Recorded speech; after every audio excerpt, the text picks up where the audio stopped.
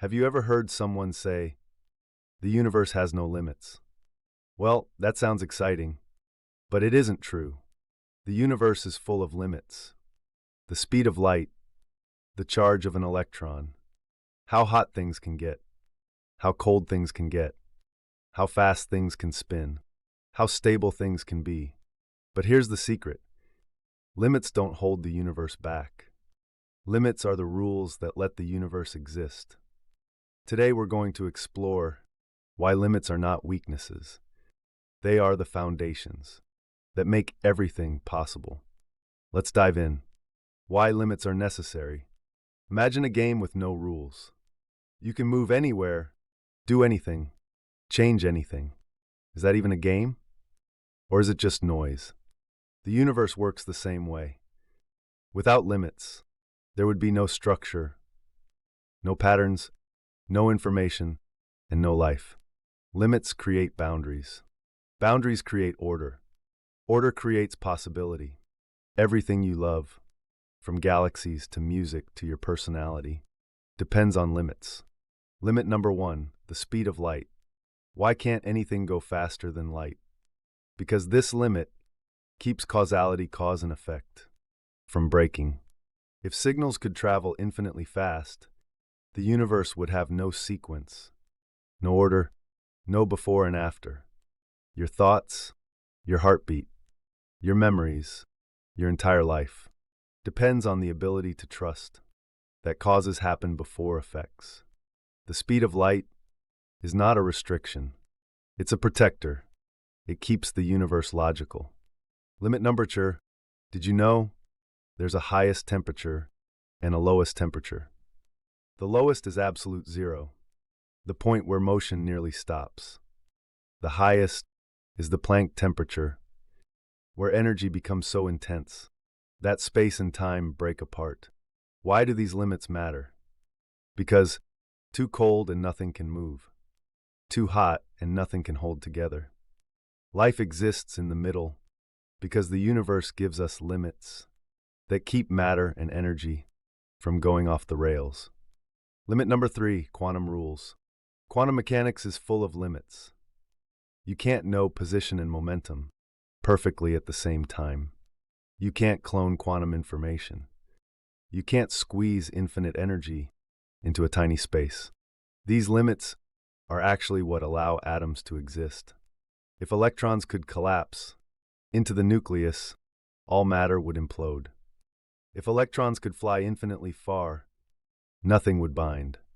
Quantum limits create the zones where atoms live, and atoms are the building blocks of everything. Limit number 4, gravity and structure. Gravity also has limits. Too strong, and everything collapses.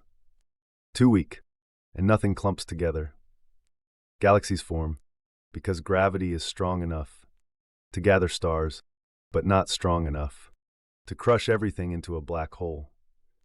Balance again, made possible by limits. Limit number 5, life itself needs limits. Cells have limits. Temperature, nutrient levels, signal strength, DNA copying speeds. If life had no limits, cells would divide endlessly, mutate uncontrollably, and fall apart. Your body works because every system has boundaries that keep its behavior stable. Life does not thrive in unlimited space. Life thrives inside structured space. Why limits create possibility spaces? This is where the idea gets exciting. Limits don't shrink possibility. Limits create possibility spaces. A musical instrument has limits. That's why it makes music. A language has limits. That's why it makes meaning. Code has limits. That's why life can evolve instead of dissolving into noise. The universe works the same way. Limits carve out the shapes that patterns can live inside. They define what is possible and what is stable. Connecting this to PIWG, let's link this to the PIWG framework. The persistence information weave says patterns try to survive by weaving information into stable structures. G. The Carroll-Wells gradient describes how those patterns move upward across layers, from particles to atoms to cells to organisms, planets to galaxies. So where do limits fit? Limits are the rules of the weave. Without limits, the weave would unravel. Patterns wouldn't hold. Information couldn't persist. Limits create the channels that information flows through. They make the weave stable. They make the gradient possible. Limits are not barriers. They are the scaffolding of persistence. The universe is creative because of limits. Here is the big insight. Creativity does not happen in infinite freedom. Creativity happens inside boundaries. A star creates elements because it has limits. A cell creates life because it has limits. Your mind creates ideas because it has limits.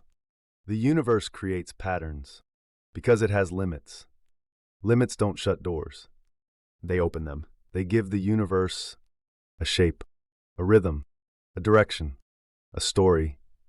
So the next time you hear someone say, limits are bad, or limits hold you back, remember what the universe teaches us.